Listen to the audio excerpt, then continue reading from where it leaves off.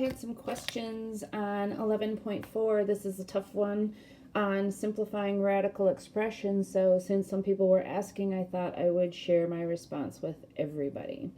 So again, we're reducing fractions. So we need to factor the numerator if it can be factored, factor the denominator if it can be factored, and cross off any common factors in the numerator and denominator to simplify the radical expression.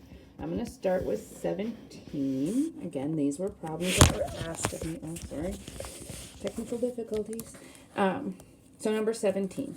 Just look at the numerator. 12 minus 5x. Consider your two separate terms. Can you divide, like if the fraction were 12/5, can you divide 12 and 5 by anything? My answer to that is no. Do they both have a variable? My answer to that is also no. I cannot simplify or factor that top or numerator. So I'm going to rewrite that as, and I'm going to write it like this. They are not separate factors. These are terms. Terms are expressions that are added together. So this is a binomial. It has two terms. So I'm going to leave it as 12 minus 5x. If I were to simplify anything in the numerator and denominator, that top is one factor, not two separate factors. So now I'm going to go to the denominator, and I'm going to look at 10x squared minus 24x. Look at the two terms. Ask myself, can I divide 10 and 24 by any common factor? And in my brain, I say yes, that I can divide those by 2. Then I look at the variable or variables, and I say I can divide them both by an x. It's always the lower exponent. Okay, so I'm going to factor out a 2x in that denominator. 2x. By dividing each separate term by 2x. 10x squared divided by 2x is 5x. Negative 24x divided by 2x is going to be negative 12. This is actually where some of you may have gotten stuck, because when you take a look at this problem, on the top I have a positive 12 and a negative 5, negative 5x. But in the denominator, I have a positive 5x and a negative 12. You can fix that so that you can cross them off if you're to factor out one of two things. You could have on the bottom taken out a negative 2x, which would have created the negative 5x and a positive 12. Or you kind of can fix it right now and say, I'm going to factor out a negative 1 in this top part and create a negative 12 plus 5x. This 2x is still there. I'm going to write it the way it looks right now. But do you notice, okay, let's slow down a little bit. So if I factor out a negative 1 up here, it'll change the sign on both of those terms. It's okay to have the negative 12 first and the positive 5x second. This factor in the numerator is now identical to this factor. They're equivalent because you have a positive 5x and a negative 12. That allows me to cross off this factor and this factor, leaving my simplified expression as a negative 1 over 2x. Remembering that had you taken out a negative 2x over here so that they look the same, your solution or your simplified expression might have looked like this. That's okay. We've talked about the fact that in a fraction, your negative sign can be on the top, in the middle, or on the bottom, just not in more than one place, because that would make it positive. Okay. So either one of those, or even with the negative in the middle, are the simplified expression for number 17. Feel free to shoot me some emails about I don't understand with the negative sign, or why the negative 12 plus 5x is the same as 5x minus 12. Whatever you like, but hopefully that one helps. 23. was another problem that was asked of me to do. Okay, so look at the numerator, factor it. Look at the denominator, factor it. Cross off any common factors. Your job in factoring, okay, so I'm just going to look at that numerator. Your job in factoring is to first take out the greatest common factor. So when I look at those two terms, I have a common variable of x. I can factor out an x. Oops, I didn't mean equal sign, silly Stofflet. If I divide them both by x, I will get x squared minus 1 in my numerator. I notice that what I have left here in parentheses is still factorable. That's called difference of perfect squares. So I'm going to continue to factor my numerator, leaving that x as a factor, but then also factoring the x squared minus 1 to x plus 1, x minus 1, as you have done with the difference of square pattern in the past in chapter 10. Okay, so numerator is now completely factored. It has 3 separate factors: the x plus 1, if you want to put that in parentheses you can too, and the x minus 1. 3 factors in that numerator. All right, factoring the denominator. Looks like each term also has an x. So if you take out the greatest common factor, it would be an x. When you divide them all by x, you end up with x squared plus 5x minus 6. That trinomial can continue to be factored. Again, going back to chapter 10, I promised you that factoring would be super important. It's really important in Algebra 2.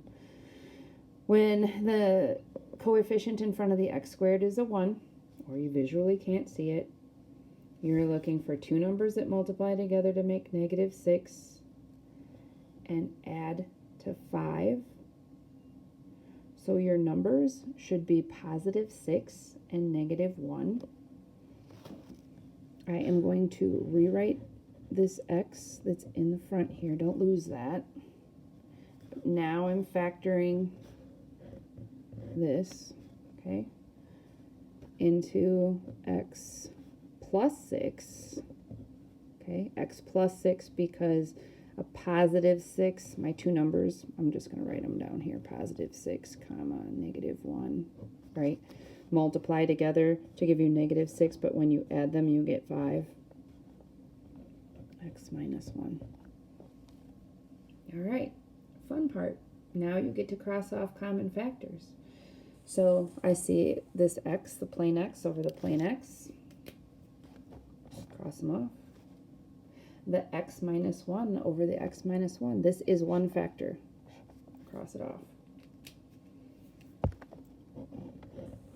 So your simplified expression is this. All right, that was number 23. If you want to screenshot that, it's 23. Okay, I was asked to do 30. Kind of a longer one. There's the fam, pictures of the fam.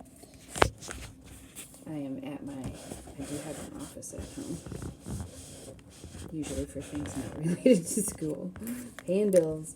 All right, so the question on number 30 is, what is the probability of, you toss an item onto this image, what's the probability of landing in this little rectangle? So probability, geometric probability, is the area of what you're aiming for, I guess. So it's the smaller rectangle divided by or over area of larger or whole rectangle. area of a rectangle is length times width.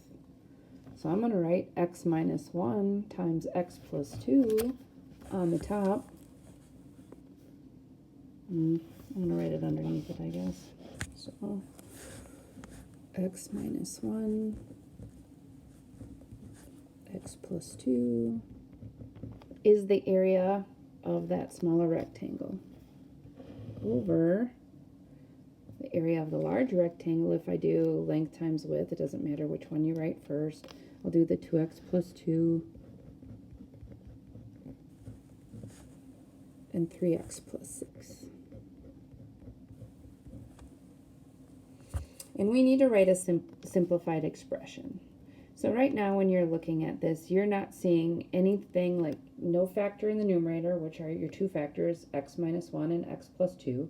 You don't see an x minus 1 or an x plus 2 in the denominator. However, both your factors in the denominator can continue to be factored. So when I look at 2x plus 2, those two terms, they have a common factor. I can take out a 2 or divide them both by 2. And if I do that, I'll be left with x plus 1.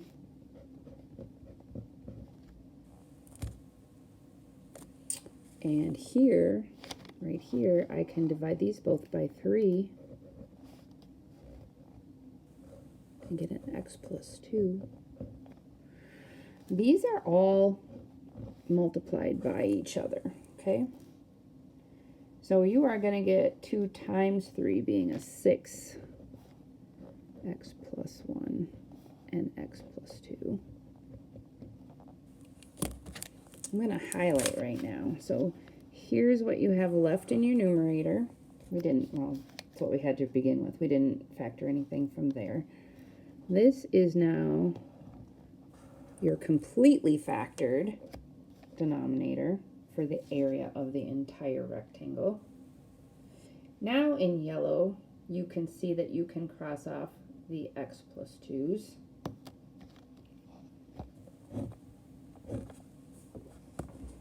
Okay, so how you write this final expression, it can be a little bit different.